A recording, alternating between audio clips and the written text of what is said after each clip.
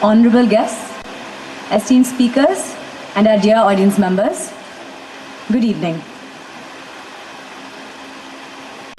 Our chief guest is currently being received by the NCC Guard of Honor.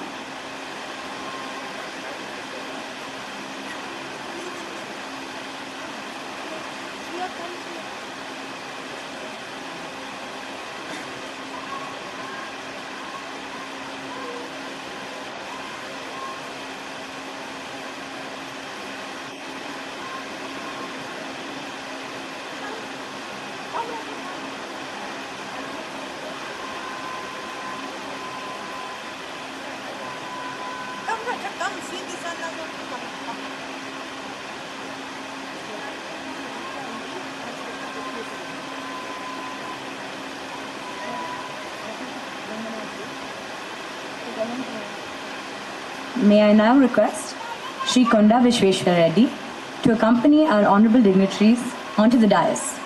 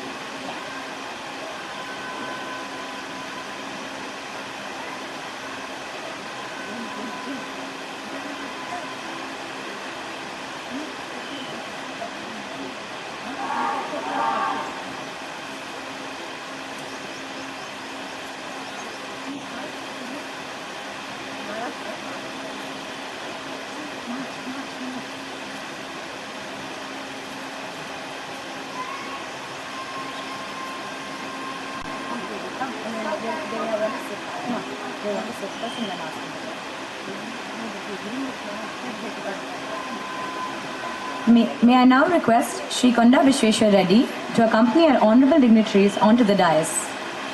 Honorable Justice Sri Sudarshan Reddy Gaaru, former Justice of the Supreme Court of India. Sri Narendra Damodara Jadhav Gaaru, former Member of Parliament, Rajya Sabha, Vice Chancellor of Savitribai Phule, Pune University and Chief Economist of the Reserve Bank of India.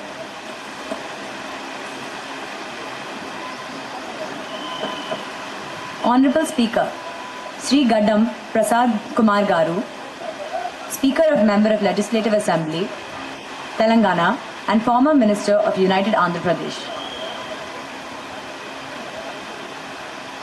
Dr. Sri K. Lakshman Garu, Member of Parliament, Rajya Sabha, National President OBC Morcha, BJP. They are now being received on stage by the great-grandchildren of Justice Konda Madhav Reddy.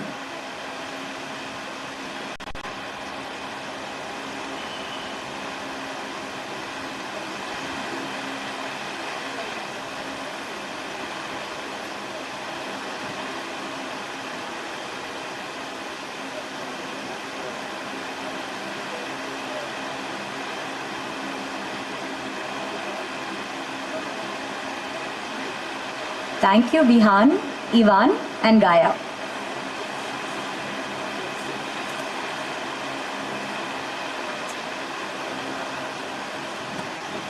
Honorable guests, esteemed speakers, and our dear audience members, a very warm welcome to each and every one of you to the Justice Konda Madhav Reddy Memorial Lecture organized under the aegis of the JKMR Foundation.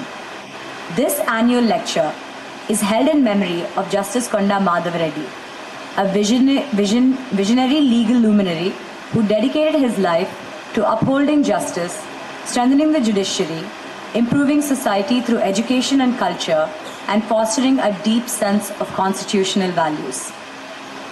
Over the years, this platform has been graced by distinguished speakers, including former Prime Ministers, Chief Justices of India, Reserve Bank governors, leading economists, and eminent legal minds.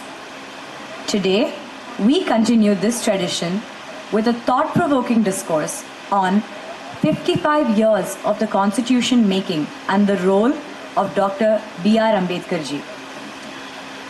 I request all the distinguished dignitaries to join us for lighting of the lamp.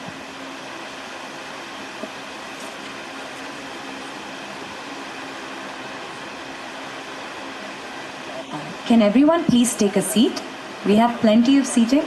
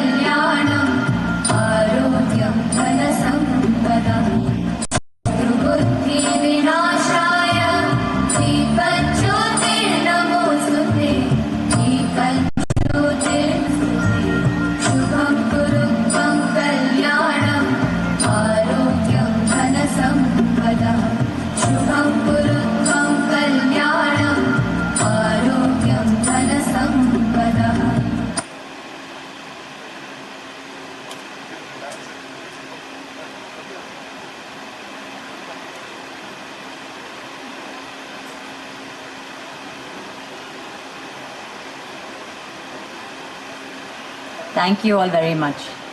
It is my pleasure to call upon Sri Konda Vishweshwar Reddy, son of Justice Konda Madhav Reddy, to deliver the welcome address and give us an overview of the foundation and its activities.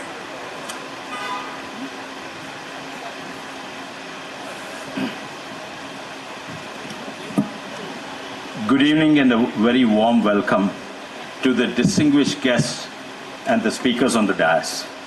Firstly, I'd like to extend a special welcome to our esteemed speaker of the day, Professor Narendra Jadhav, a former Rajya Sabha member, a distinguished economist, educationist, and author. He was also the Vice Chancellor of the Savitribai Phule Pune University He was the chief economist of the Reserve Bank of India. He was also advisor of the International Monetary Funds. But this is a few among his many achievements and accolades. His prolific writings of more than 44 books and a recipient of more than 73 national and international awards. Dr. Narendra Jadhav's contributions to economics, education, and social work has been widely celebrated.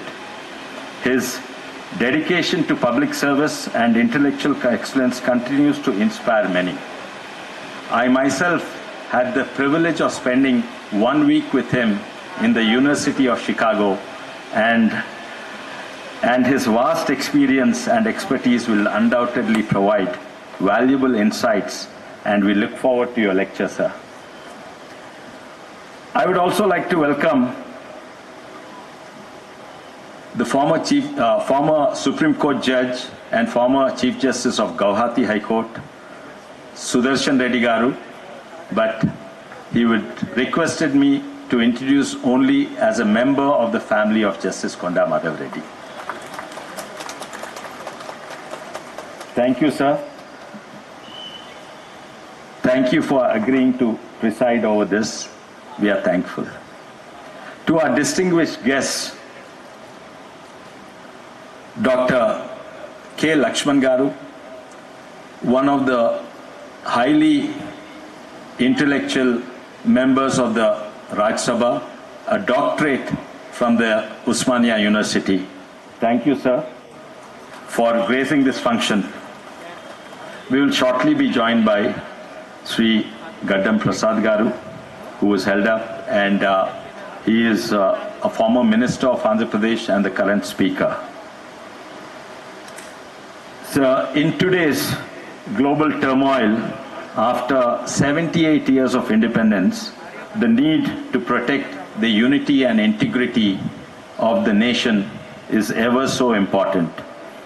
And we look at the Constitution as the guiding light and beacon to take India forward to a Vikasit Bharat.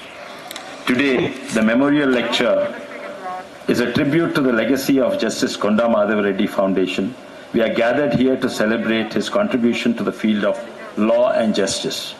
Let us take a moment to remember his remarkable life and achievements. The foundation has been doing various charitable works and works that promote development in rural areas, especially focused on children, education, through scholarship, but also in skill development and job creation. With that, I invite Justice Sudarshan Reddy Garu to take the stage and preside over the proceeding. Please join me, sir, in welcoming, and please welcome him with a round of applause.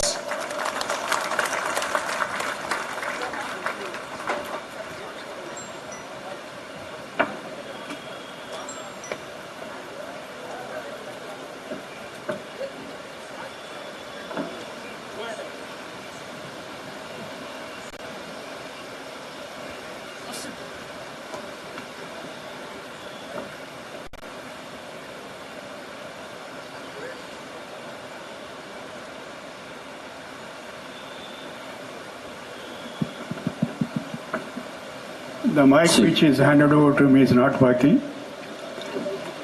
That's why all the way I have to come here to request Dr. K. Lakshman to speak on this occasion.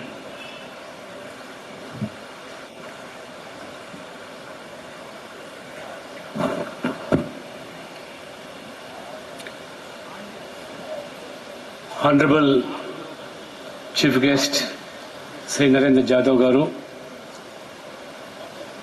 President of this today's function, Justice Sudarshan Reddy Garu, and a friend Konda Vishweshwar Reddy Garu, Member of Parliament, and the legacy of Justice Konda Madhava Reddy Garu. It is indeed a pleasure for me and feel honored to be as one of the guests of honor to take part in this prestigious Justice Konda Madhava Reddy Garu Memorial Lecture, and more particularly the 55 years journey of Constitution. The moment I was asked to be present in this today's memorial lecture, I was asking my friend Konda Vishweshwar Reddy Garu, we know fully well that the Constitution was adopted November 26, 1949, and it has come into force from 26 January 1950. And we have been all celebrating the 75 years of adoption of this Constitution. This Constitution is supposed to be one of the best constitutions provided by the architect of the Constitution, Dr. Baba Saheb Ambedkar, the chairman of Draft Committee Constitution. India is supposed to be one of the biggest democratic country in the world. And we're proud to say that India is a mother of democracy. So I was wondering, we have been celebrating 75 years of celebrations. How come it is 55 years journey of Constitution? So even Vishweshwar Reddy was also having same doubt. It will be clarified by our today's chief speaker of this today's memorial lecture. Dr. Baba Saheb Ambedkar, while framing this Constitution, though the liberty, equality and fraternity has been clearly defined, and articles such as 17, this abolition of untouchability, articles 15 and 16, this prohibition of discrimination. He was more concerned and he was committed, and he wanted to empower the downtrodden, the weaker sections, the communities which have been discriminated for ages. And we have seen during the constitution framing also many debates have been taken place. Right from the day one, Dr. Baba Saheb Ambedkar was differing with Nehruji on certain issues.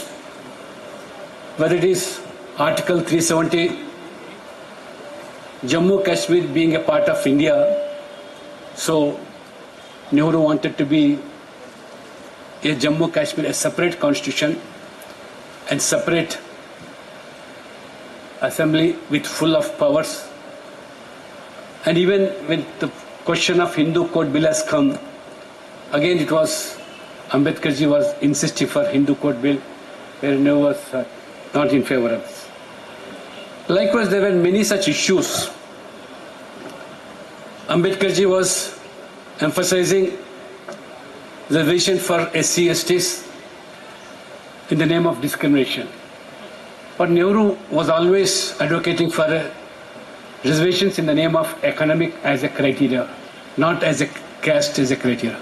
But still, after 75 years of independence, we still see that caste has become a major obstacle.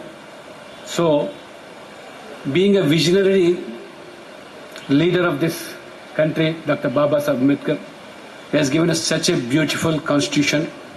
So entire country is now debating and discussing on it. Of course, there might have been many amendments keeping in mind the ongoing developments. But the preamble, but the basics of the constitution is not being changed. But still, we have witnessed many such instances, imposition of emergency, and even the misuse or abuse of 356 article we have witnessed. But still, our constitution being one of the best constitutions in the world, we naturally, that credit goes to Dr. Baba Saheb Ambedkar. And today,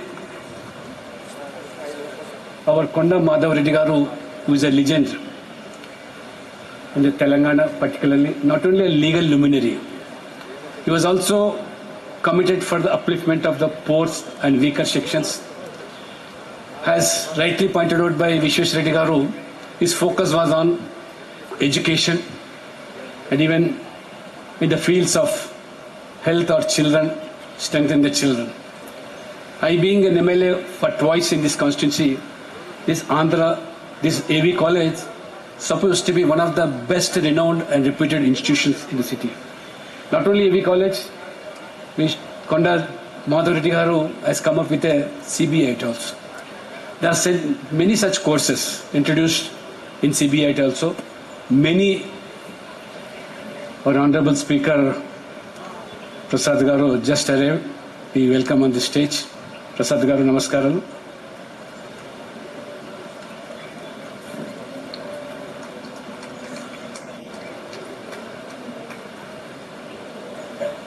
వారు మాధవరెడ్డి గారు ఒక గొప్ప మరి ఒక సేవా సంఘ సంస్కరణుడుగా తెలంగాణలో వారు మరి సేవలు ఈ సమాజానికి మొరవలేటువంటిది.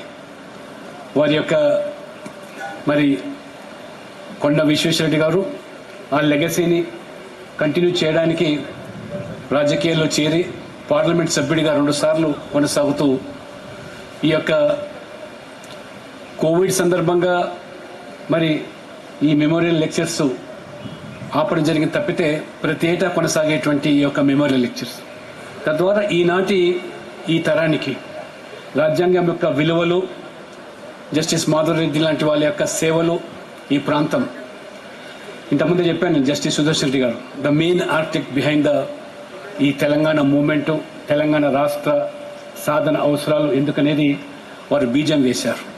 కాబట్టి ఈ సాధించుకున్న తెలంగాణలో మరి అనేక మంది మరి జస్టిస్ మాధవరెడ్డి లాంటి వాళ్ళు వారి సేవలు ఈ ప్రాంతానికి, డాక్టర్ మర్రి చెన్నారెడ్డి గారు వారు కూడా మరి ఈ ఉమ్మడి ఆంధ్రప్రదేశ్కు, ఉత్తరప్రదేశ్ గవర్నర్ కూడా ఏ రకమైన సేవలు అందించారో అటువంటి మరి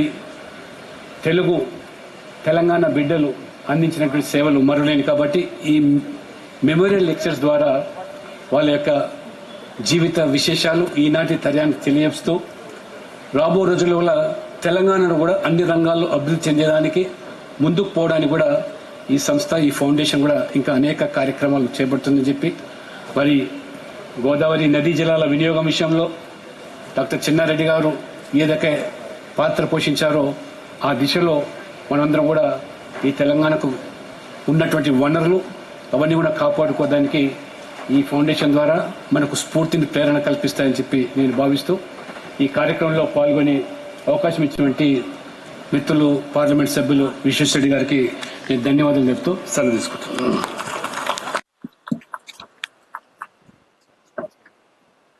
May I now request the Honorable Speaker of Telangana Assembly, Sri Gadam Prasad Kumar Garu, to say a few words on this occasion.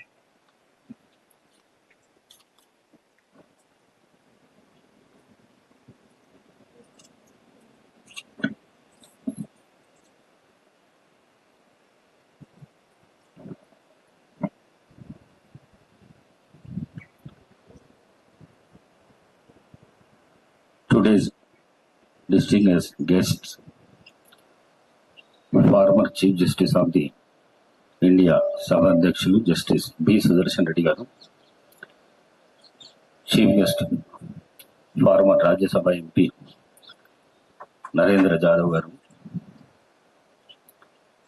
Rajya Sabha MP Sri Dr. K. Lakshman Garu, Konda Madhava Reddy Foundation Trustee MP Sri Konda Vishweshwar Reddy Garu, Honorable MLAs Sri Dr. G. Venkataswamy Garu, Sri Komatreddy Rajgopal Reddy Garu, MLC Professor Kodandram Garu, former Minister Marri Shashidhar Reddy Garu, respected High Court judges and Bar Association presidents, members, advocates, law students, media.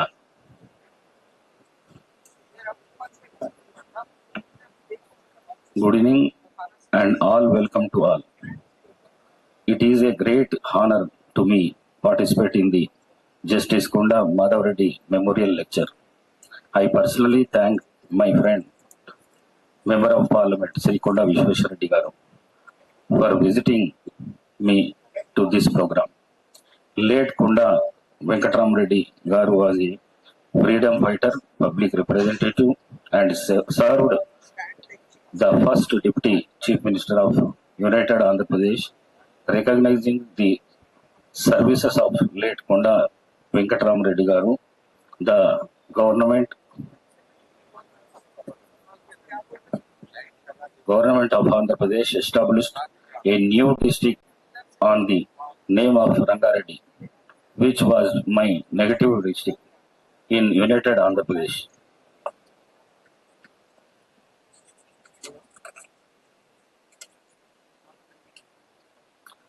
Late Justice Konda Madhava Reddy Garu was a stalwart in the field of judiciary. Besides, he was a great scholar. Justice Konda Madhava Reddy Garu played a key role in the judiciary and as a board member of various educational institutions. He brought reforms in the field of the education. As a censor of the grandfather Sri Konda Vishweshwar Reddy Garu is serving as a member of the parliament at the same time on the name of his father Justice Konda Madhava Reddy. A trust was formed. The trust is forming various social services such as free medical camps and improving the condition of the sanitation in 247 government schools in the Eastwhile Rangareddy district. The Konda Madhava Reddy Trust is also working towards the enhancement of the skills and the youth employment generation.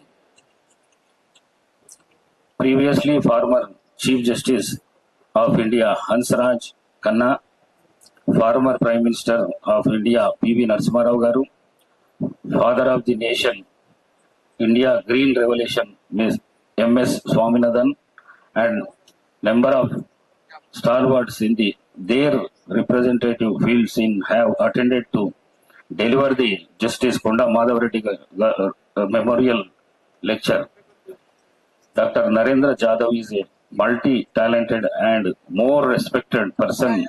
Today's lecture on 55 years of the Constitution making and the role of Dr. B.R. Ambedkar will be help the youth understanding the situation of before the independence. Once again, thank you to all. Thank you, sir. Now, I'll invite myself to deliver the presidential address.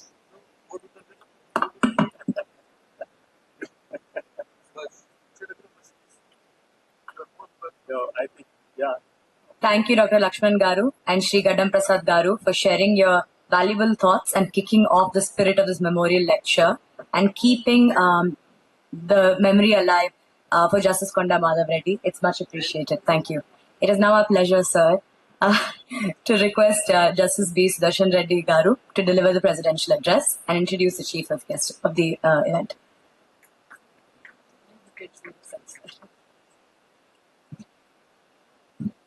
Distinguished chief guest of the day, Sri Professor Narendra Jadhav ji,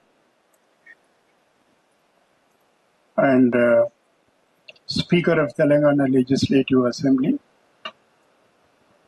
Sri Gadam Prasad Garu, Dr. K. Lakshman, a distinguished parliamentarian in his own right, and Sri Vishweshwar Reddy Konda, the managing trustee of the foundation. I find galaxy of distinguished guests in the audience, a former Chief Justice of Karnataka High Court, Justice Bhaskar Rao, and a sitting judge of Patna High Court, and perhaps now the president of the AV Education Society, Justice Abhishek Reddy, Justice Gopal Reddy, Justice Rajshekar Reddy, Justice Jaiswal, Justice Chandraya, Justice Krishnamurthy Reddy, Justice Sheshan Reddy, Madam Vasundhara Jadhav ji, Shri Padmana Bhaya, former Home Secretary and a distinguished civil servant, two distinguished legislators sitting here, my good friends, Vivek and Rajgopal Reddy, Professor Kodanram, I find Marisha Shishir Reddy in the audience, and all friends, ladies and gentlemen. I thought I have forgotten Sangeeta Reddy's name. Sangeeta Reddy, Joint Director, Apollo Group of Hospitals. Indeed, it's a great honor. Let me at the very outset state unequivocally that it's a great honor to be presiding on the occasion of Justice Konda Madhava Reddy Memorial Lecture, being delivered by Professor Narendra Jadhav, an eminent economist, an erudite scholar, and a quintessential Ambedkarite. Justice Madhava Reddy was my mentor, guide, philosopher, and a beacon of light.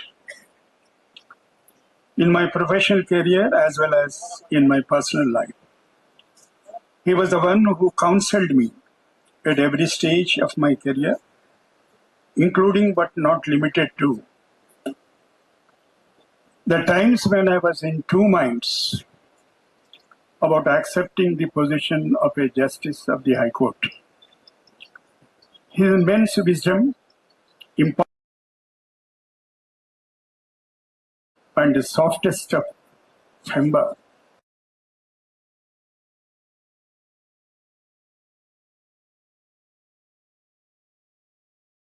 his extended family, friends, and of course, a huge group of youngsters who looked up to him and admired him, affectionately called him, came from a family that viewed all youngsters, irrespective of their socio-economic background, as their own wards. Now, I'll stop the autobiographical note and say a few words on this occasion. And he carried on that tradition, making us a part of his family. I must add a note here regarding his immediate family as well as his extended family. They imbibed his graciousness and instinctual emotional connect, making us all a part of the family. I have often stated it privately and also publicly. Madhavanna's family was a soul family. For those inspired by him, they have enriched our lives immensely, and I must place my utmost gratitude to all of them while hastening to add that I do not have the wherewithal to be able to repay. This memorial lecture is being organized on the occasion of the 75th year of the ratification of the Constitution of India. 50th perhaps is a mistake.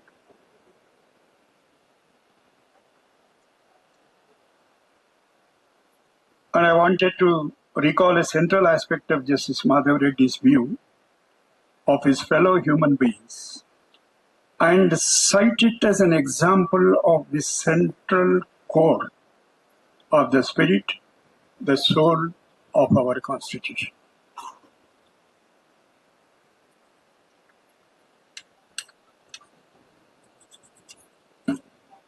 Justice Madhava Reddy was instinctually an empathetic person, and that meant that he recognized the inherent and indefeasible dignity of every human being he came in touch with. He treated everyone who came to his house or office equally and with the same courtesy and affection, whether a person be a constitutional functionary or a poor peasant whose gnarled fingers coax the food we eat out our Mother India. In the various debates that informed the making of our Constitution, one of the questions often asked was whether India would truly run itself as a social democracy. To this, Baba Saheb recalled that India's ancient philosophers had deduced the foundational ontological mantra that could be the true building block of a genuine social democracy, and cited two Mahakavyas from Mandokopanishad, Aham Brahmasmi and Tattvamasi. Baba Saheb conceived the Mahakavyas as a recognition of essential and inherent human dignity in ourselves as well as in everyone else. He pointed out that by the elite of India claiming the first one but forgetting the second, weakened India and civilization. The Constitution conceived as a framework for both governance and social relations, marked by solicitousness of the essential dignity of every other Indian. The directive principles of state policy, read along with the fundamental rights, encoded the foregoing and made it foundational to governance. Welfare of fellow citizens was no longer to be dependent on the caprice and whim of the well-off and the powerful, but the hitherto disempowered and the disenfranchised were to be constitutional claimants by virtue of their essential and inherent human dignity. We were fortunate as a nation that our founders sought to abide by that dictum. And we were fortunate that we had people like Justice Madhava Reddy who embodied those principles in their lives and approach to governance and justice, and further nurtured our constitutional endeavors. I cannot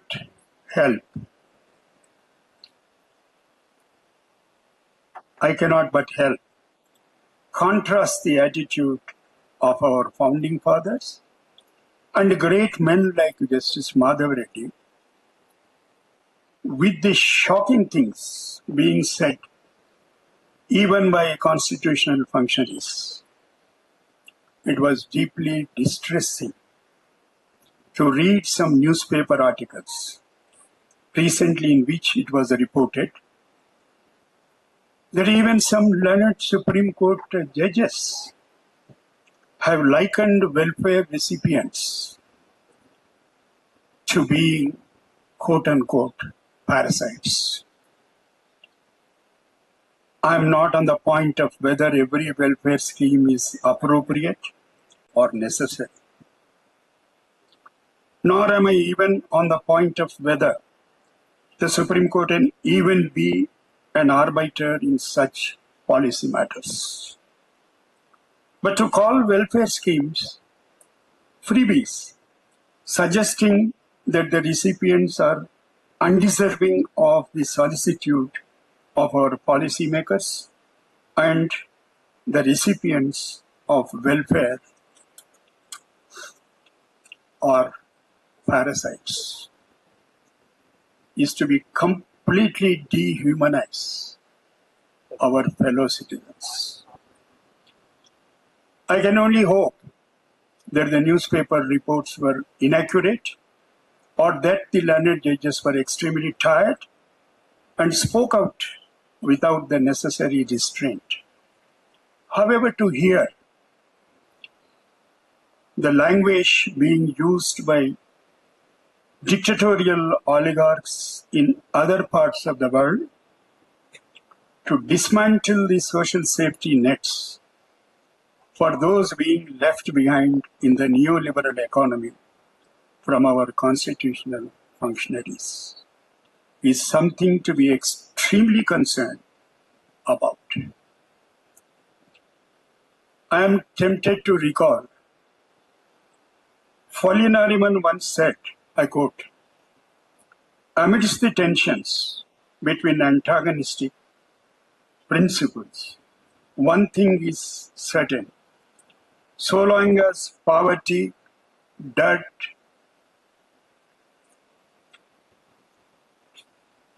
continues to stalk the land, and so long as gross disparities between the very rich and the very poor get accentuated, as they have in recent years, the ideal of an egalitarian society envisaged in our basic document of governance remains an evanescent dream.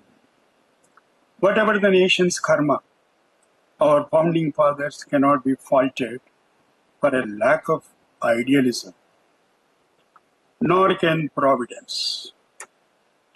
It is not in our stars, but in ourselves that we are thus. Unquote. It is not because of our constitution, but despite its provisions, that as a nation we have failed to fulfill what were naively assumed to be achievable goals. We, the people of India, boldly abolished untouchability in our constitution, but after more than 75 years of its working, we have not been able to eliminate it from our hearts. Dr. Radhakrishnan warned that when power outstrips ability, will fail on evil days. Ladies and gentlemen, indeed, power has overtaken ability. We have fallen on evil days. Baba Saheb in his speech, warning us of the dangers of allowing graded social and economic inequalities to persist, hinted that the very temples of democracy could totter if his warning is not heeded. And we see oligarchs and those who would espouse the ideologies of Herbert Spencer and Ayn Rand began to question whether democracy itself is a good anymore. To impart that, is a good anymore? To impart the discussion and conclusions into India would be to destroy the better foundations of our civilizational ethos and our constitutional promise. We are fortunate to have Sri Professor Narendra Jadhav ji, a prolific writer in English and Marathi, one of our outstanding economists and a former Vice Chancellor, public policy expert, who has agreed to deliver this memorial lecture. At a time when we can only seem to either defy historical figures blindly or vilify them with nary a thought for the fact that they have also have been susceptible to occasional human foibles. Professor Jadhav ji stands out for having excavated through painstaking historical research the development of one of our greater sons of India and how he crucially contributed to the shaping of the Constitution of India. This is reflected in his seminal works. Ambedkar, Awakening India's Social Consciousness.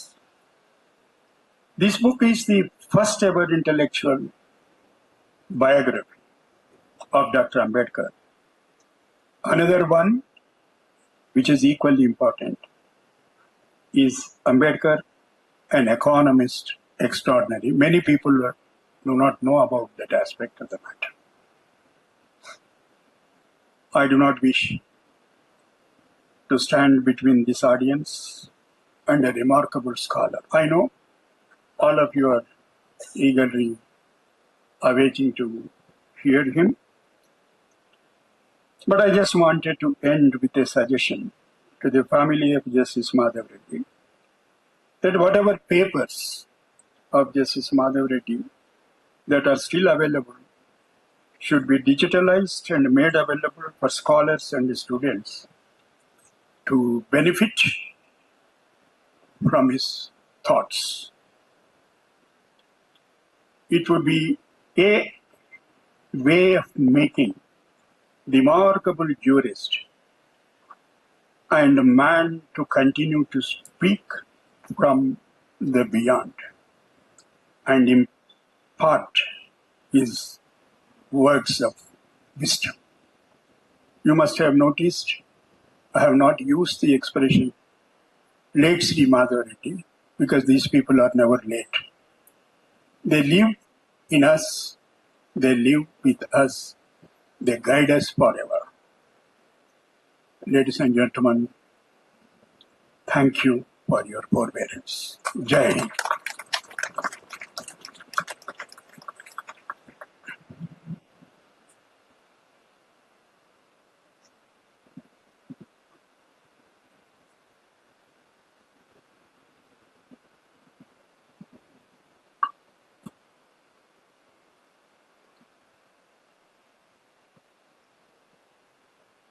Now may I request the chief guest of the day, Sri Professor Jadhav ji, to deliver the memorial lecture.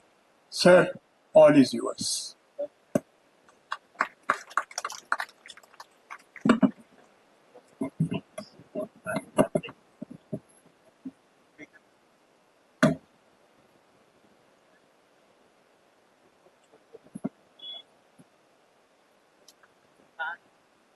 The chair of this function, Justice Sudarshan Reddy Gaaru, Honorable Speaker Shri Gaddam Prasad Gaaru, Dr. K. Lakshmanan, MP Rajya Sabha,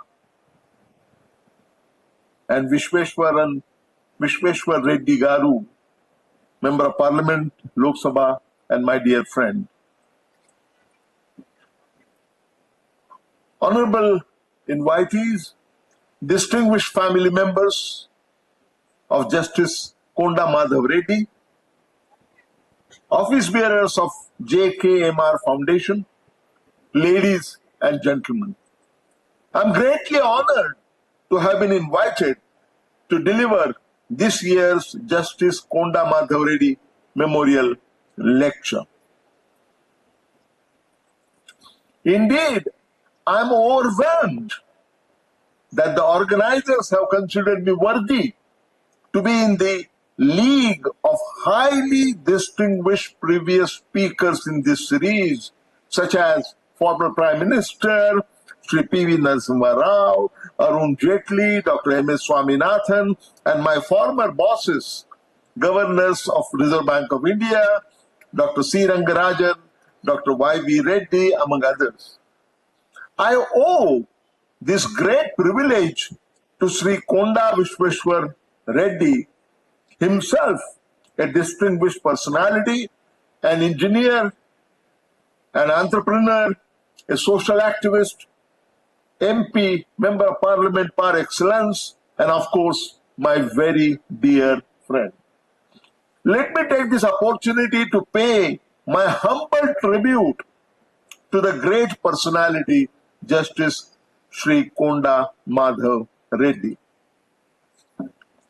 Before proceeding further, I wish to commend Justice Konda Madhava Reddy Foundation. This foundation, JKMR Foundation, has been established in the memory of Justice Konda Madhava Reddy. This foundation has, over the years, taken so many socially desirable initiatives focused on education, skill development, employment for rural youth, and so on.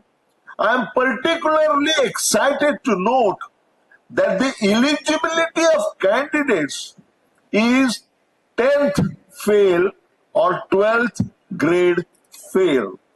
In other words, this foundation embraces those youth who are not eligible for most openings and makes them self-reliant.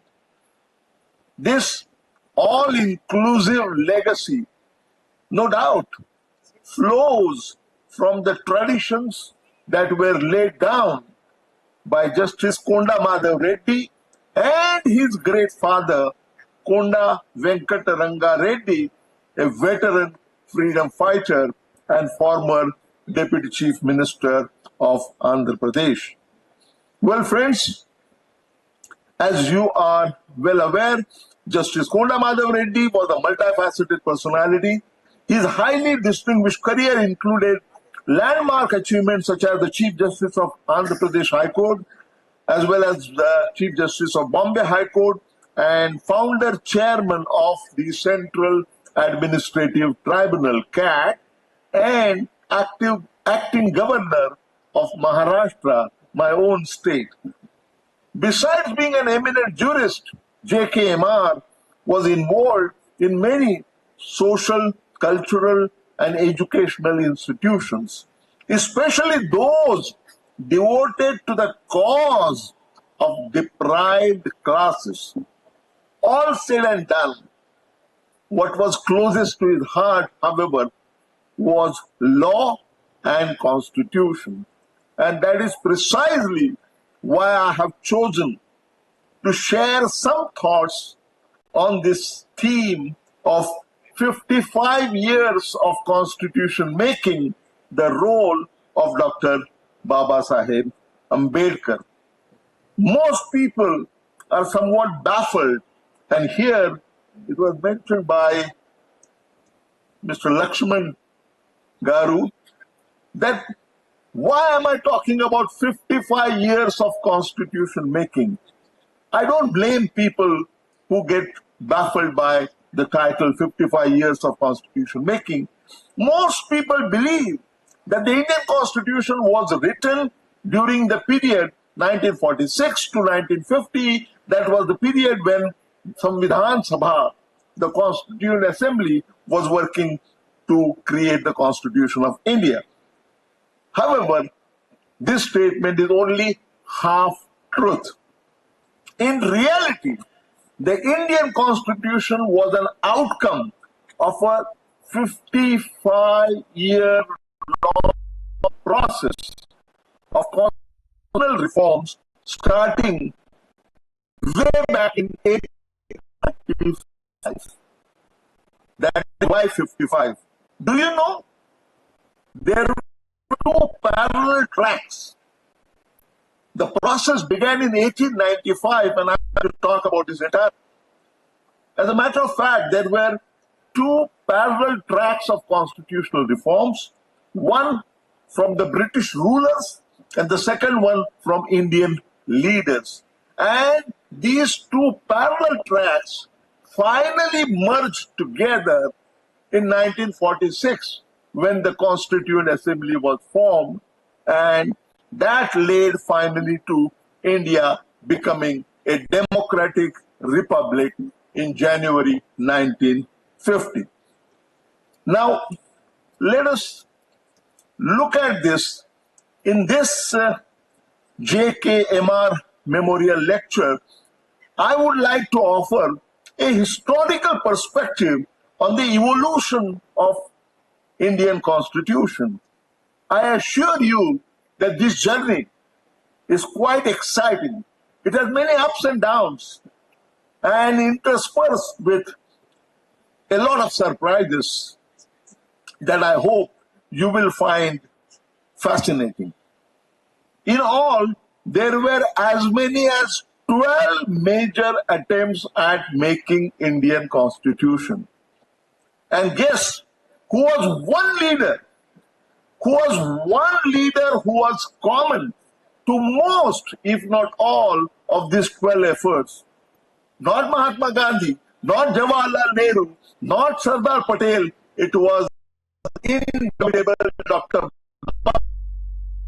Ambedkar who had most of these efforts at making the Indian Constitution. That is why I have titled my address today as 55 years of constitution making in India, the role of Dr. Baba Saheb Ambedkar. So, ladies and gentlemen, let the journey begin.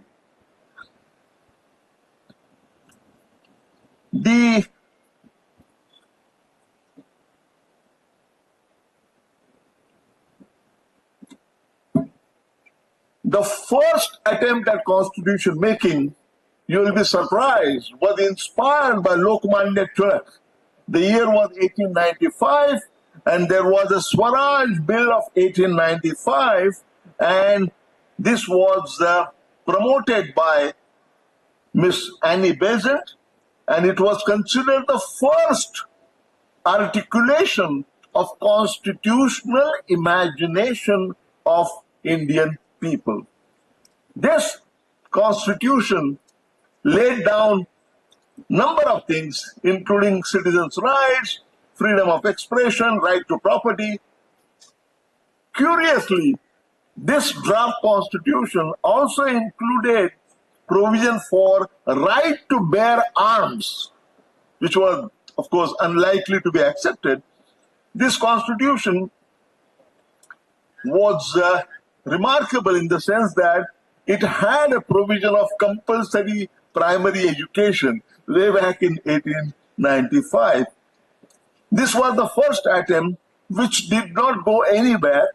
The second attempt, very significant attempt, it came from in the form of Government of India Act of 1919. First was the Indian effort, now the first major effort by the British rulers. That happened with the Government of India Act of 1919. This pivotal legislation was a turning point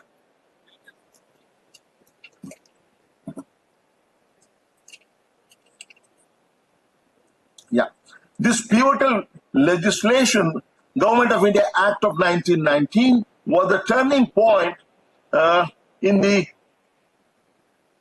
process of continuous reforms, and it came about from what is called Chelmsford and Montague reforms. Now this one, the British government made a historic announcement in 2017 that they were beginning the era of progressive realization of responsible government of a limited character in India. And this historic announcement was made. That was the first partial freedom was given to Indians. And that happened in 2017. Now, see the destiny.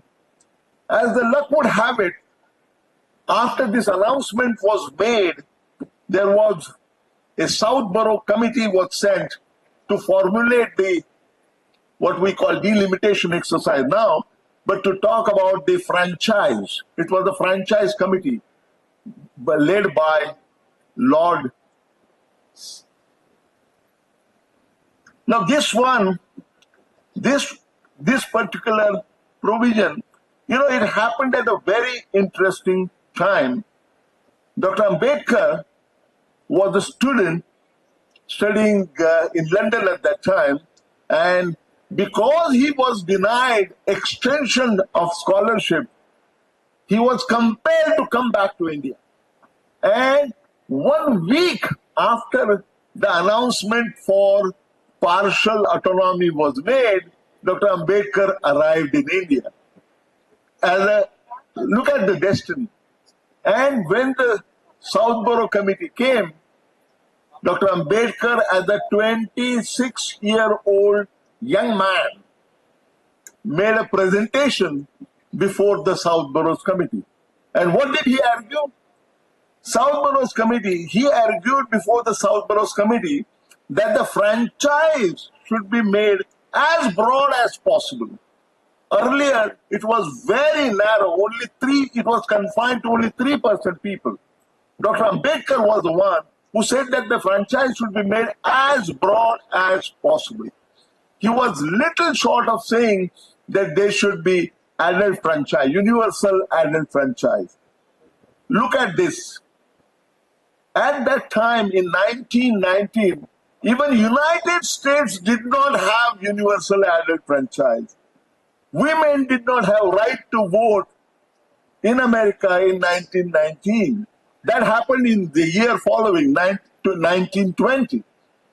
And here was this young man, 26 years old, who made a presentation before a foreign government that there should be almost an adult, universal adult franchise.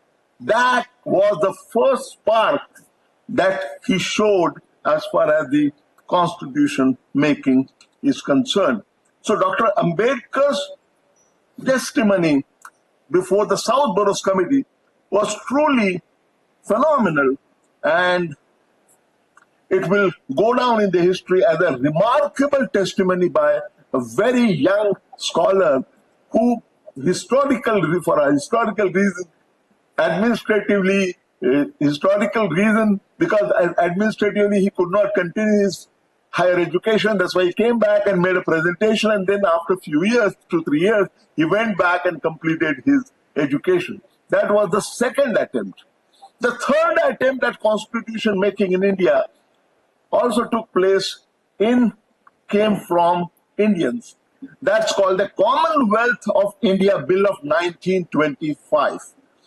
This was promoted by Miss Annie Besant, and this was a full-fledged constitution prepared for the first time, and it had 127 articles. It was a fairly big one, including fundamental rights. It had all these provisions. It was supposed to be presented. It was presented in the British Parliament by a leader of Labour Party in December 1925. But as the luck would have it, there was a change of government. The Labour Party was thrown out of power and Tories came to power. And in that process, this bill was never discussed. So that was the third attempt at constitution making. Now we turn to the fourth attempt at constitution making.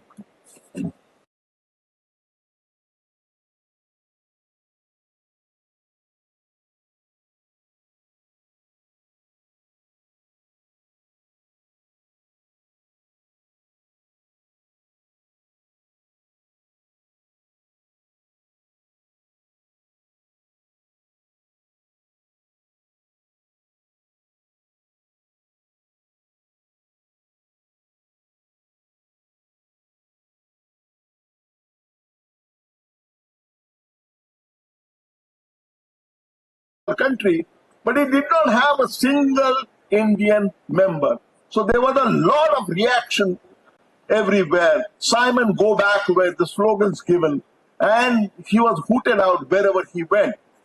He had meetings with number of people, but it did not lead to anything.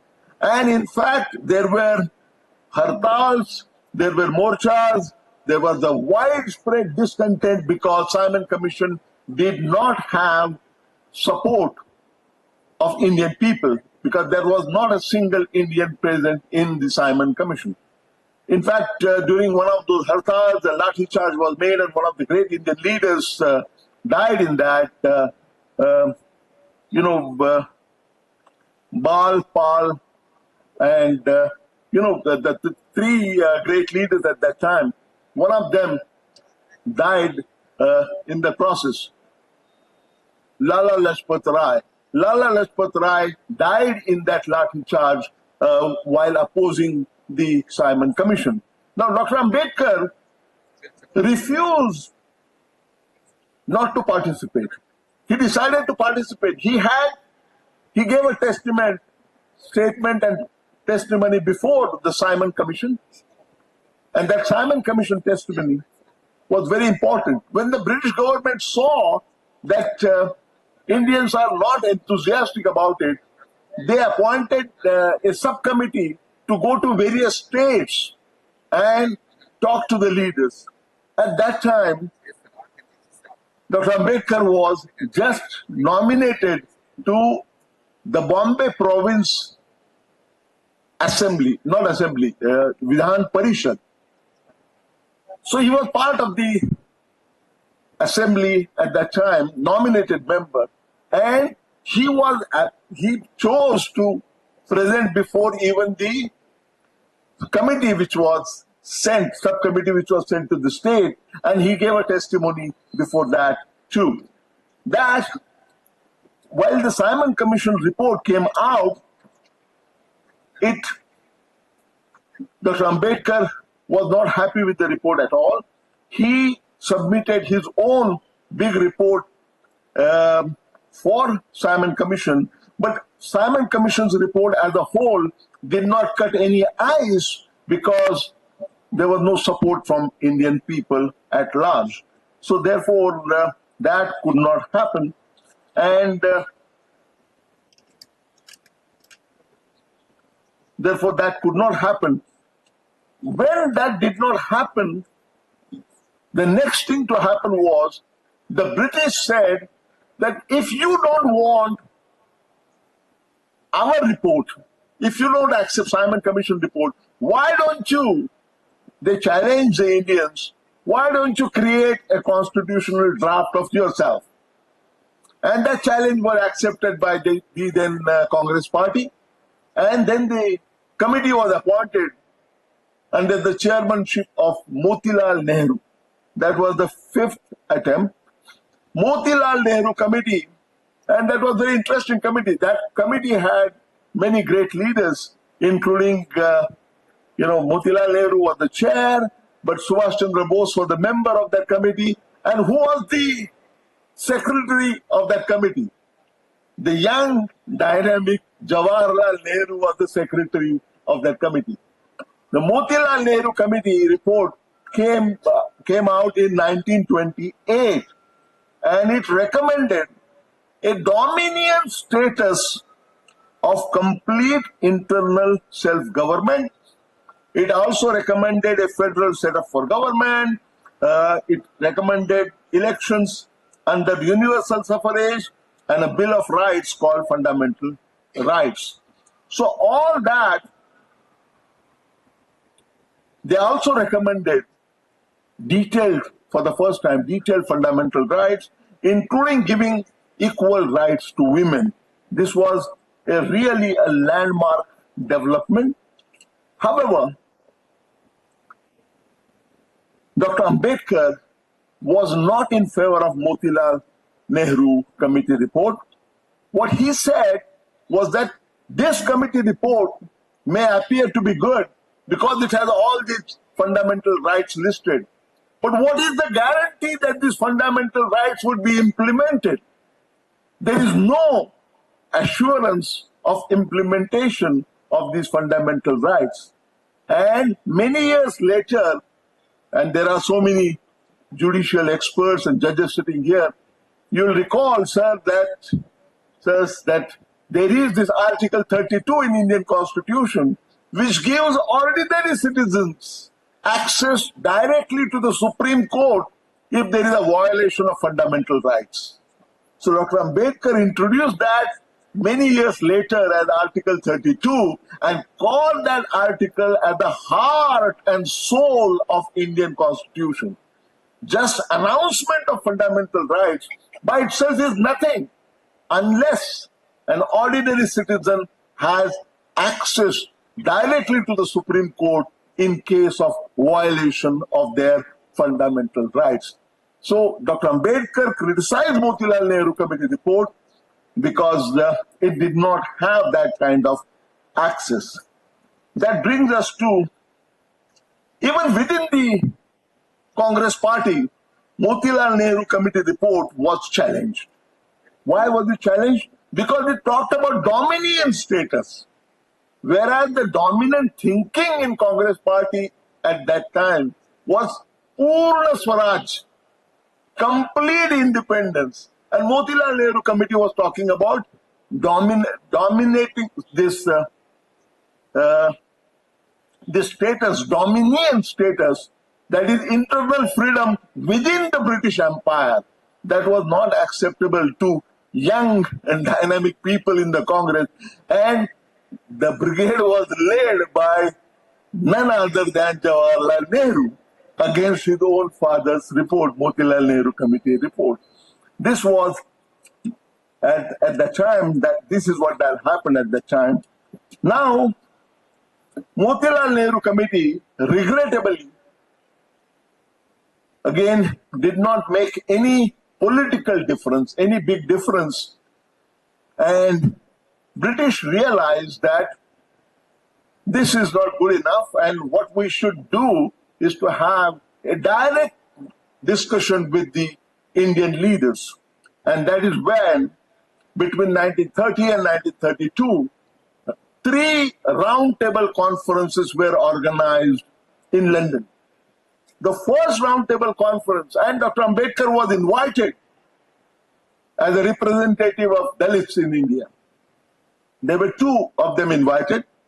Dr. Ambedkar was one, and Mr. Srinivasan Gaaru was another one. They were invited. For the first roundtable conference, Congress had boycotted it. Mahatma Gandhi refused to go. There, Dr. Ambedkar saw the opportunity. For the first time, he had an opportunity to talk about the problems of India at a global level, at a national stage, in a global stage. And he took full advantage of that and made brilliant speeches presenting the sides of the marginalized strata of Indian society. That, when Mahatma Gandhi came to know about it, Mahatma Gandhi wrote a small letter to Dr. Ambedkar that I want to meet you. So should I come to you or you will come to me? Mahatma Gandhi was 22 years older than Dr. Ambedkar. So Dr. Ambedkar said, I will come to meet you. And then the first historic meeting between the two took place in 1930 in Mani Bhavan in Mumbai. That place is still preserved. That meeting was historic because in that meeting, they met and fought with each other in the very first meeting. And they did not agree on anything. You will find the details in many of my books. Those details are there. But that was on the eve of the second roundtable conference. In the second roundtable conference, Congress party had withdrawn the boycott and decided to participate. And that is why Mahatma Gandhi had invited Dr. Ambedkar to listen to his side. So when they went, immediately after that meeting, they left for London and then they met each other, came amne samne, faced each other in the second roundtable conference. And the hell broke loose. You should see the details of their discussion that took place and the way Dr. Ambedkar spoke against Gandhiji and the way Gandhiji spoke against Dr. Ambedkar.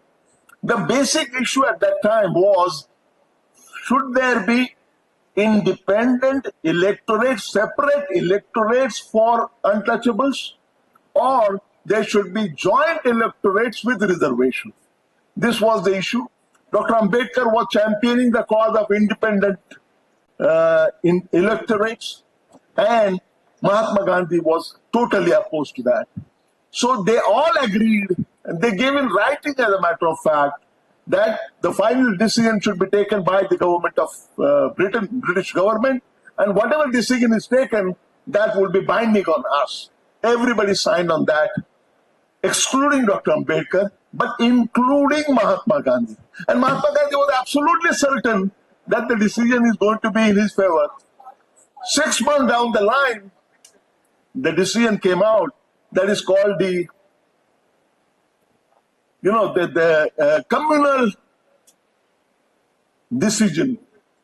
The communal decision that was given by the British government was 100% in favor of Dr. Ambedkar and 100% against what Mahatma Gandhi had pleaded for. At that time, Mahatma Gandhi was in jail, Yerwada jail in Pune, and he was shocked.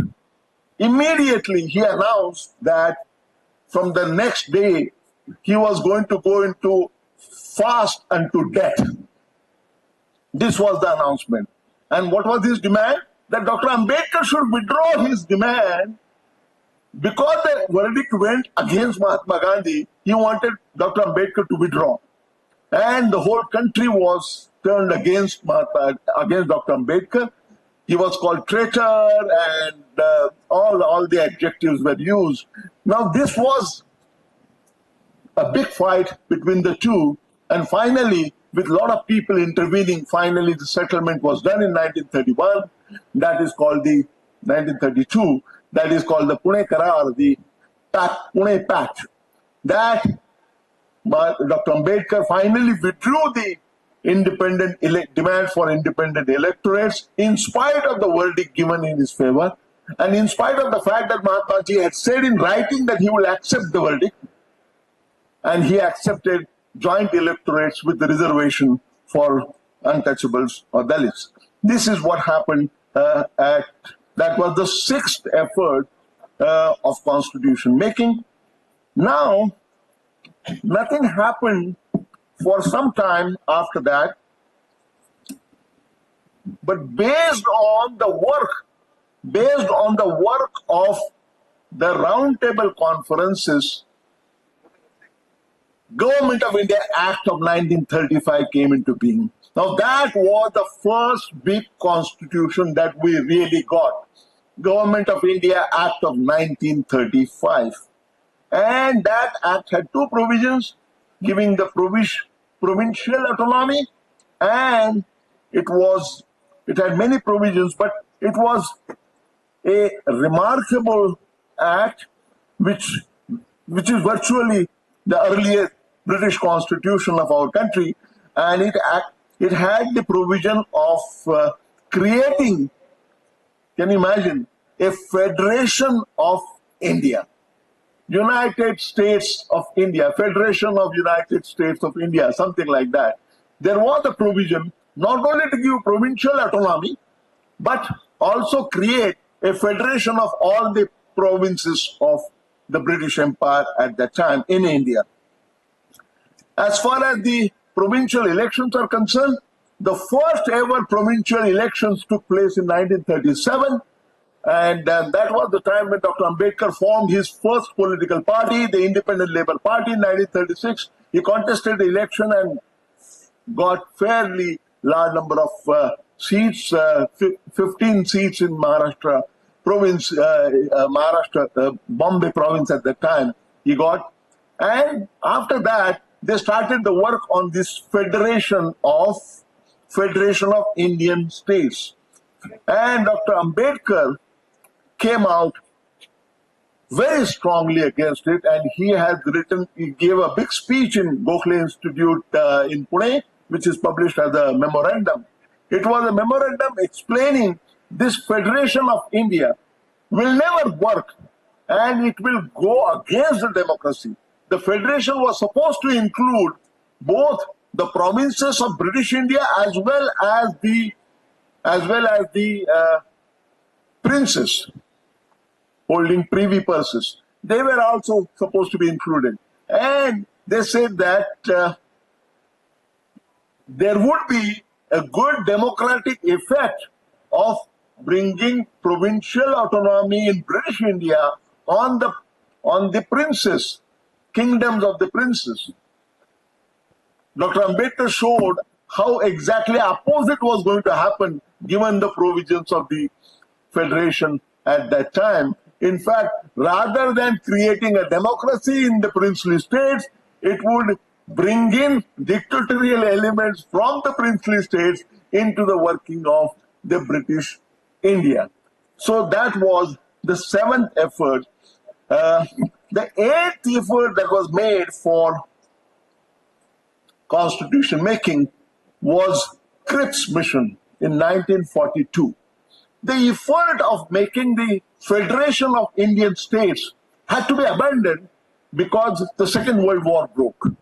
Second World War broke in 1939, and that is when all the efforts about creation, provincial autonomy was given, but the attempt, all the provincial governments resigned en masse, so that came to standstill, and the proposal about Federation of United States of India also was lost.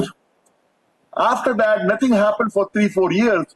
But in 1942, when the war was not going in favor of the Allied forces and the Japanese were round the corner in India, that is when the government of Britain, they were shaken and they decided that something has got to be done.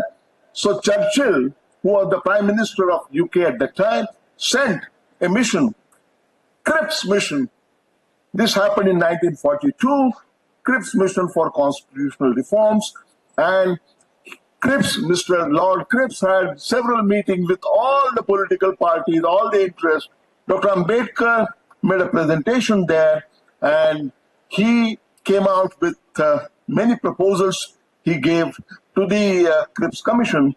But the negotiations between the Cripps Commission and the British government and the Indian leaders, and the Indian leaders failed completely because Cripps Commission had a peculiar mandate. Winston Churchill had given them a draft, and there was no room for negotiation or maneuver. There was no maneuverability. The basic stance of the Cripps Commission was take it or leave it. Chahiye to le lo, nahi to chhod do.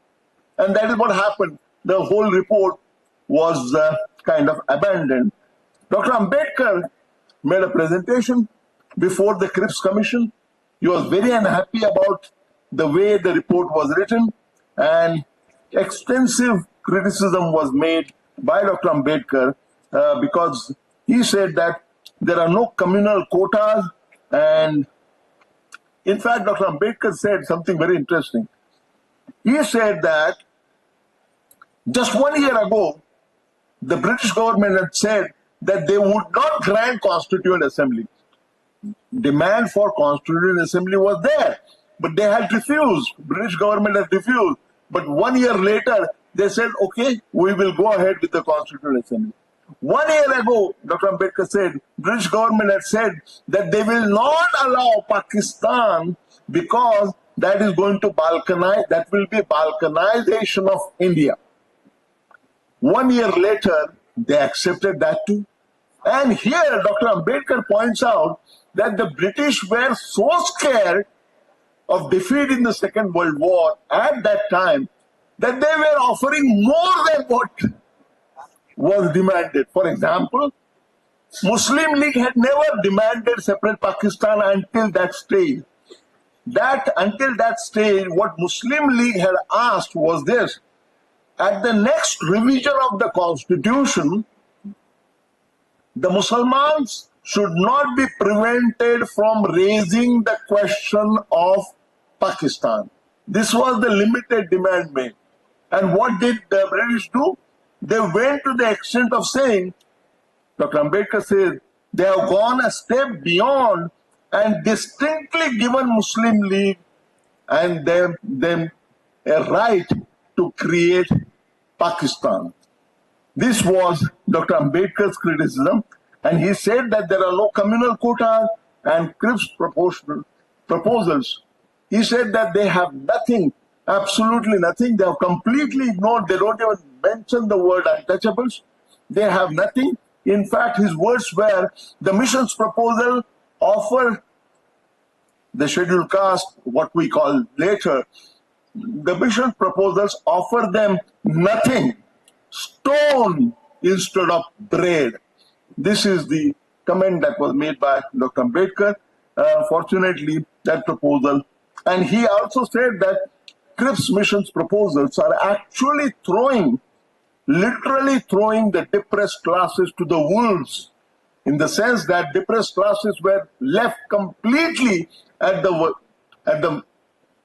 mercy of the majority without giving them any say in the matter. That was Dr. Ambedkar's contention. Then came the 9th attempt. This was a very interesting attempt. Very little is discussed about that. This was the attempt made under the chairmanship of Sapru, Tej Bahadur Sapru, who was one of the finest lawyer and leader at that time. He wrote a constitution of his own under all-party conference. And this happened in 1945. This was the 9th attempt, but unfortunately, this attempt, although it was very detailed attempt at making Constitution of India, it did not receive any support, even from the Congress party. Muslim League, of course, immediately threw it out, but it did not get any mileage. Dr. Ambedkar had criticized that one too, but he said that under different circumstances, probably this attempt could have worked, but it did not happen. It was not the right thing to do at the right time. This was the 9th attempt. That brings me to 10th attempt at constitution making, and this was the cabinet mission. What happened was, on 15th March 1946, the then Prime Minister Clement Attlee suddenly made an announcement. They acknowledged India's right to achieve full independence. So without any big demand, the struggle was going on. But all of a sudden, Attlee, the then Prime Minister, announced in March 1946, 15 March 1946, that full independence must be given to India. And he sent a mission on 25th March 1946. He sent a mission called Cabinet Mission because it had 3 of the ministers from the cabinet. And he sent that mission to work out the transfer details. And they decided to, the mission composed of 3 British cabinet ministers. It was very powerful, and that's why it's called the cabinet mission, 3 cabinet ministers. And the mission's objective was to hold discussions with all the political parties from the viewpoint of transferring the power from the British to the Indians. Second, the objective was to set up the Constituent Assembly. And the third one was establishing an executive council, a council of ministers, with the support of main Indian political parties. Now, Dr. Ambedkar, again, as usual, went before the cabinet mission, and submitted memoranda. He gave a testimony and issued press notes. Basically, he was demanding that there should be adequate representation, adequate voice given to the underprivileged strata of society, without which we cannot accept that. But they went right ahead. Now, at that time was a very critical time Dr. Ambedkar, the second time when the provincial elections took place, Dr. Ambedkar then established political party that was established in 1942, Scheduled Caste Federation. That did very badly all over the country. So he did not have the political backup. So he started saying, he told the cabinet mission that we don't want Constituent Assembly.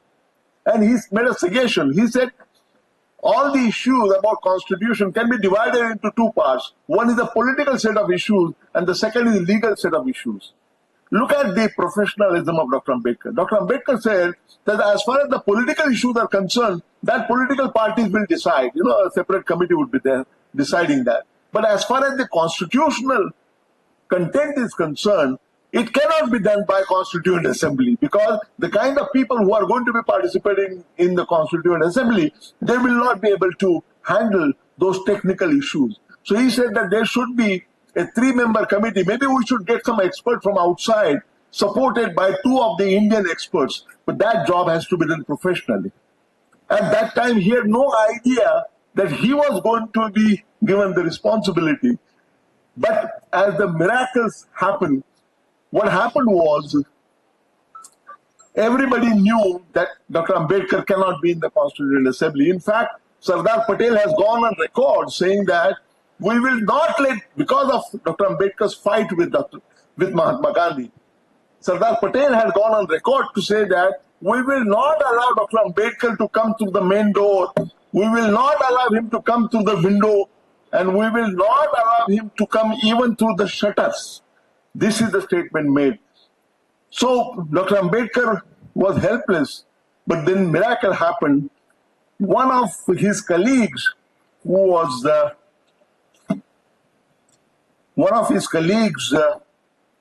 he miraculously, he got Dr. Babasaheb Ambedkar elected to the Constituent Assembly, not from Bombay province, but from Bengal.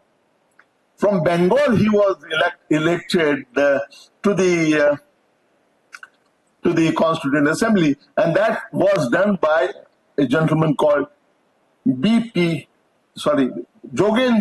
Mandal. Jogendranath Mandal is not to be confused with BP Mandal and Mandal Commission that came later. Jogendranath Mandal was a very interesting person. After the partition, he went to Pakistan and he was made the chairman of the Constituent Assembly of Pakistan.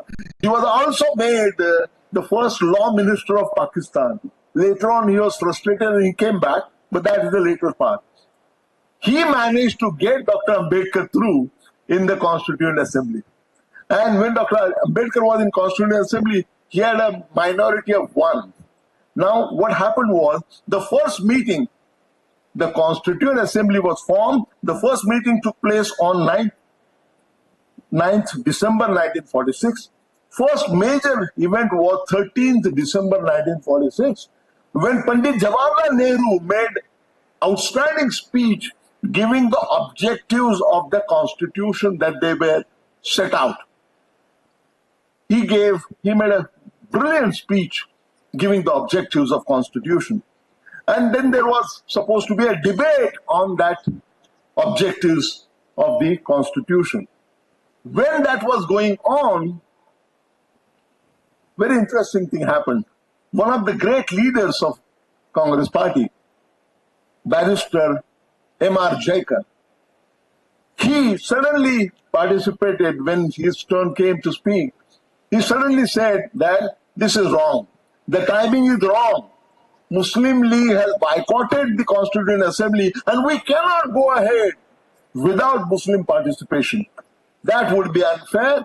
Now this was something everybody was shocked, because this was against the party line, and M.R. Jaikar was saying that you cannot go ahead without taking Muslim League on board in Constituent Assembly.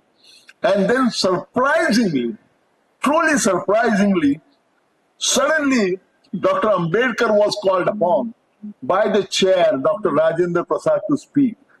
And Dr. Ambedkar knew that that was his opportunity. And he made a brilliant speech. Actually, what he said was nothing very different from what Jaikar was saying.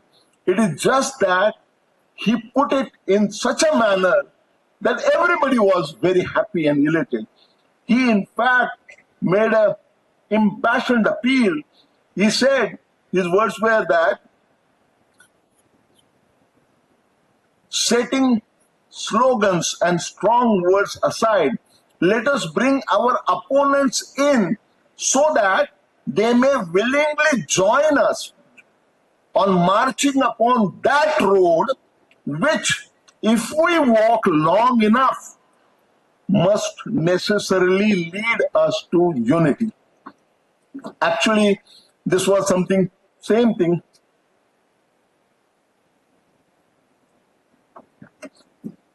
So, since this was something similar to what Jaikar was saying, but instead of putting it in the legalistic manner, in fact, his quote is very, very interesting. He said that when we are deciding the destinies of nations, dignities of people, dignities of leaders, dignities of parties ought not to count, or they ought to count for nothing. The destiny of the country ought to count for everything.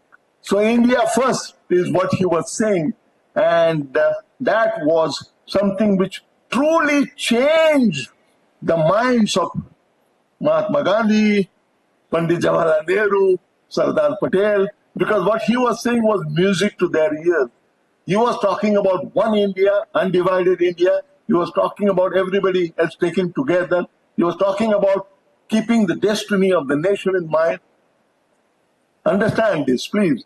Materially, it was not different from what Jaikar was saying, but it won the hearts of people. Kaka Sahib Gadgil, one of the famous members of the Constituent Assembly, he has written in his autobiography that we were all ready to hoot out Dr. Ambedkar. But before we realized, we all were standing up and thumping the desk, cheering Dr. Ambedkar. Such was the transformation achieved that Mahatma Gandhi, that was one speech which ultimately led to Mahatma Gandhi choosing Dr. Ambedkar to be on the... See what happened during that time, partition took place, the seat from which Dr. Ambedkar was chosen was gone to Pakistan, so there was a problem. So Congress party made Barrister Jaikar resign, and in his place, Congress party supported Dr. Ambedkar, and Dr. Ambedkar came back to the Constituent Assembly, and thereafter Dr. Ambedkar was chosen as the drafting member of the drafting committee of the Constitution, and he was also made the next day chairman of the drafting committee. And then we know the final round starts, and when he was in the Constituent Assembly, I've been told to conclude. I'll take 10 minutes more, is okay? 10 minutes more, okay? Okay, all right. I'll take exactly 10 minutes more. Because we have started late, in fact, I was asking my friend whether I should cut it short, because I have a speech of 1 hour and 15 minutes. He said, no, you go on. But now I have got a note that because we started late, please try to wind up. So I'll come to the final point. Dr. Ambedkar worked very hard on Constitution. A lot of people have criticized, including Arun Chaudhary, but I have shown in my books how bogus is their criticism. And Dr. Ambedkar not only drafted the Constitution, every word of that, but every time he was the one who piloted the Constitution. On every provision, he would tell the pros and cons, and then try to reach consensus, arrive at a consensus. Now, just imagine, even in a cooperative housing society meeting, on a trivial issue like increasing the salary of liftman, people spent 3 hours discussing that. Here, there were 300 most brilliant minds in the country talking about the destiny of India, and to achieve a consensus among them was a Herculean task which only Dr. Ambedkar could do. And that is exactly what, let Arun Chaudhary say anything now, at that time, T.T. Krishnamachari, who was a member, said that although there were 7 members in the drafting committee, one of them was sick, one of them was abroad, one of them died, who was not replaced, and the whole responsibility came down on one person, and that was Dr. Ambedkar. And the chairman of the Constituent Assembly, these people were there at that time. Arun Chaudhary was not there. What was said by the chairman, Dr. Rajendra Prasad, was, last 3 years, sitting in this chair, I have been watching the working of this Constituent Assembly, and I can say that nobody could have done the work that has been done and achieved by Dr. Baba Sahib Ambedkar. This is what the chair of the Constituent Assembly has said on record. So what do we care about somebody who time to time come out with some kind of criticism saying that no, Dr. Ambedkar has nothing to do with the Constitution. It is absolutely ungrateful, and that is for non-academic reasons, not really anything to do with the facts. I have written a counter criticism elsewhere that you can see. But the point is that Dr. Ambedkar wrote the Constitution, piloted it, and most interesting thing is, when he finished everything, the Constitution was approved on 25th of November 1949. And on the last day, the speech that he has made, I think every Indian must read that speech. That speech must be a compulsory reading for every school and every college. He is giving his vision about future of India. And in that speech, there are too many things to be quoted there from there, but I'm not going to do all that. But I will only give one warning. Many of his warnings have been timeless. It is as if they were written for today. So prophetic they have been. For that you have to read that speech. But the warning that he gave in the speech, I am going to read out. He said, on the 26th January 1950, we are going to enter into a life of contradictions. In politics, we will have equality, and in social and economic life, we will have inequality. In politics, we will be recognizing the principle of one man, one vote, and one vote, one value. In our social and economic life, we shall, by reason of our social and economic structure, continue to deny the principle of one man, one value. How long? How long shall we continue to live this life of contradictions? How long shall we continue to deny equality in our social and economic life? If we continue to deny it for long, we will do so only by putting our political democracy at peril. We must remove this contradiction at the earliest possible moment, or else those who suffer from inequality will blow up the structure of political democracy which this assembly had so laboriously built. Unquote. This is the Indian Constitution that was framed. One final point and I stop. What is the relevance of the Constitution today? 3 American scholars have done a very interesting legal study. They have studied all the constitutions in the world that came out in 225 years. And what they have found? One of their conclusions is that the average life of a constitution is only 17 years. Mind you, only 17 years. And look at our countries around us. All those countries which became independent after the Second World War. Pakistan has had 3 constitutions so far. And there was a period when there was no constitution at all. And look where Pakistan is now. Same thing happened with Nepal. Same thing happened with Sri Lanka. It happened in many other countries as well. And here we know that 75 years our constitution is standing strong, holding 1.44 billion people, 144 crore people are being held together by nothing other than the Constitution of India, which we owe to Dr. Baba Saheb Ambedkar. Well, friends, I want to thank all of you for patiently listening to my thoughts, and I want to thank the organizers for having given me opportunity to come here and share a few thoughts with you. Thank you very much.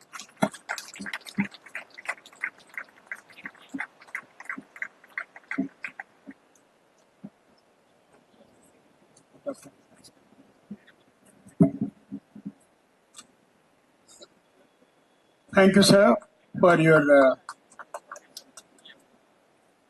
illuminating lecture. If there is any occasion in future to introduce you to the audience, I would add one more dimension to your CV. Your being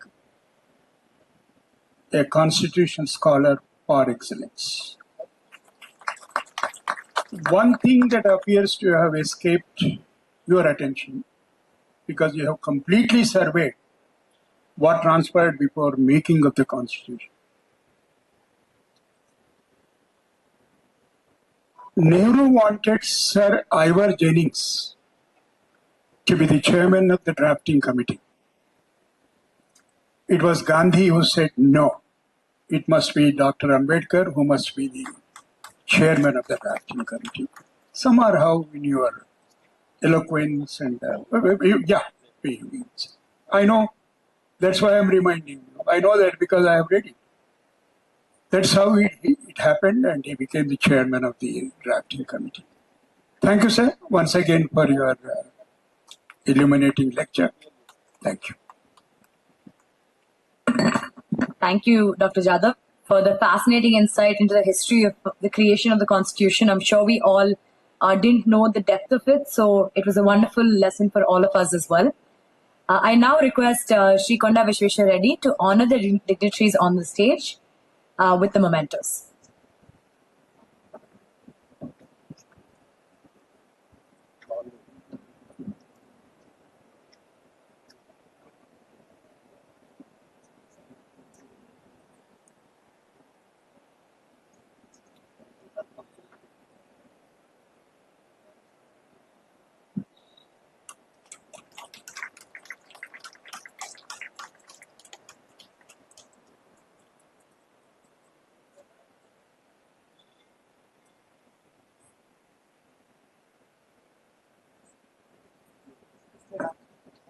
Shri Justice Sudarshan Reddy Garu.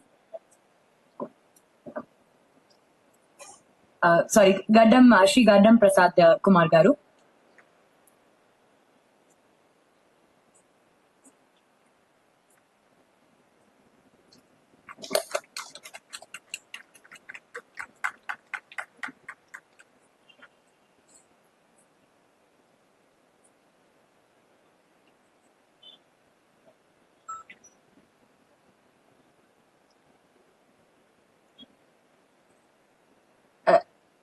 Shri Sudarshan Reddy Garu.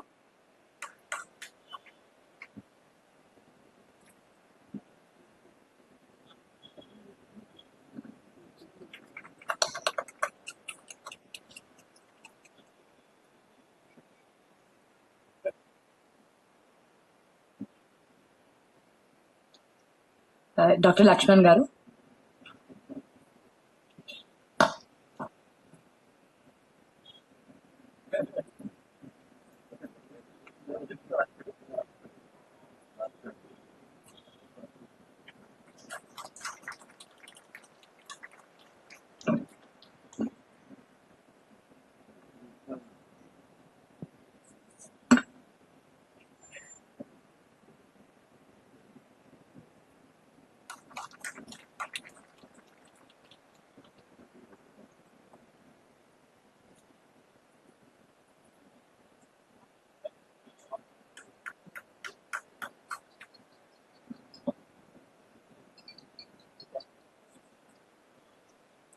I now invite Dr. Meera Reddy, daughter of Justice Konda Madhava Reddy for the vote of thanks.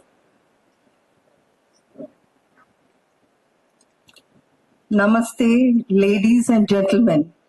It is a great honor for me, as the daughter of Justice Reddy, to extend my heartfelt vote of thanks this evening. Memorial lectures are not just gatherings or speeches, they are profound opportunities to remember and honor someone who has been truly dear to us. Looking around the audience, I am reminded of many individuals who have been close to my father and family and have been pillars of strength, support, and guidance, especially in the years following his passing.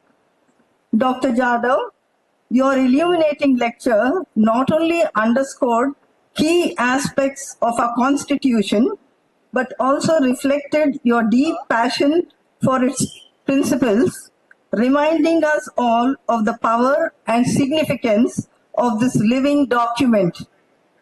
Dr. Lakshman Garu, Gaddam Prasad Garu, both esteemed political advisors to my brother and distinguished politicians in your own right, I sincerely appreciate your presence here today.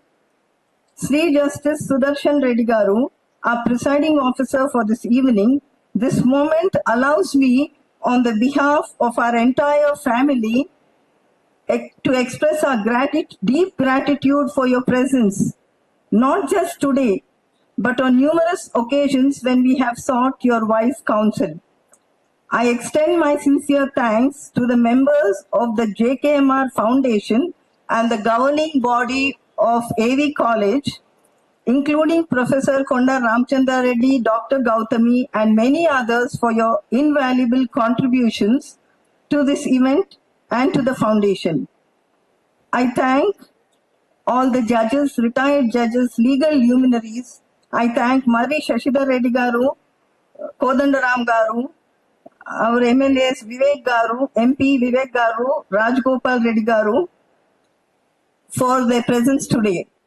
It is only fitting to acknowledge and appreciate all those involved in the various initiatives of the Justice Konda Madhava Reddy Foundation, whose meaningful work continues to impact society while keeping his legacy alive in the most positive way.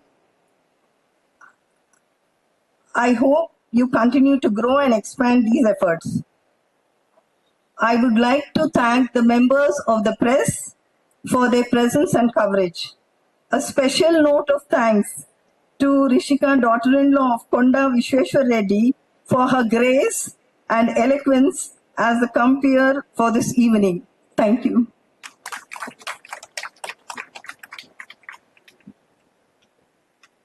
Before we leave, I'd just like to make a small announcement. My acquaintance with Professor Jadhav dates back to 2017,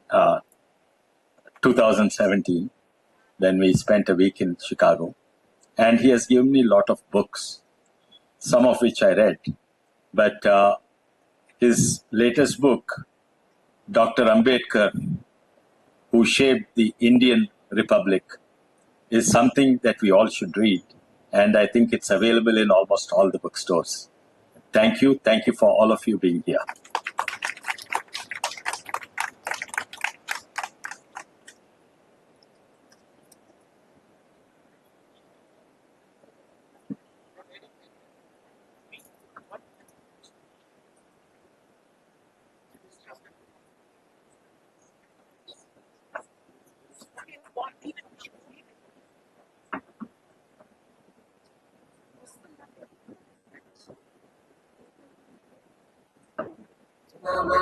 अधिनायक जय हे भारत भाग्य विधाता पंचाक सिंह गुजरात मराठा द्राविड उत्कल बंगा विंध्य हिमाचल यमुना गंगा उज्जल जलधि तरंगा तव शुभ नामे जागे